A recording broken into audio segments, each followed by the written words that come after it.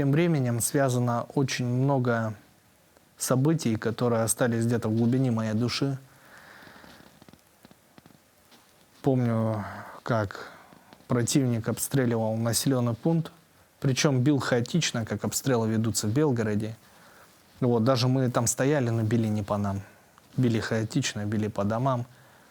И в момент обстрела я вижу, как бежит мама, и на руках у нее ребенок. Ребенку оторвало руку, ребенку было в районе 5 лет. Вот, и она бежит с нами с криками «помогите». Я говорю, да, ну, как вы бежите? Говорю, ложитесь, говорю, тут стреляет, она не слышит. И в этот момент ранит еще и маму. Осколок в спину прилетел. Ребенка спасли, мама не выжила. И много таких случаев было. Там ужасные вещи поначалу происходили. У нас командир, мы штурмовали село Долгенькое. Командир роты заходит со 2-й танковой бригады, разведывательной роты.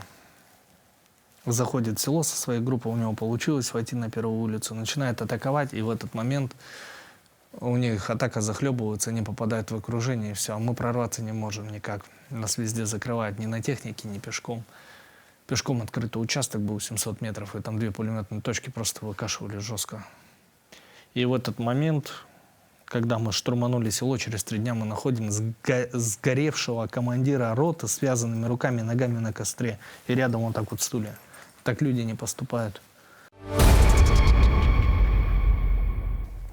Перед получением золотой звезды я встретился с нашим главой Николаем Айсеном Сергеевичем, и мы поговорили о том,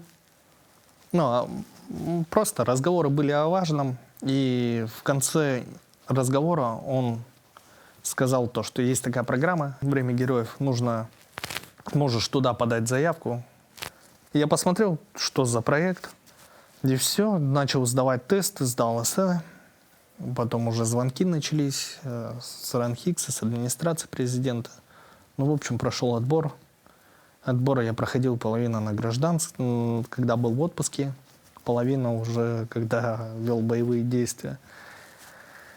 И когда я туда попал, я, конечно же, удивился, и вообще удивился, что прошел отбор.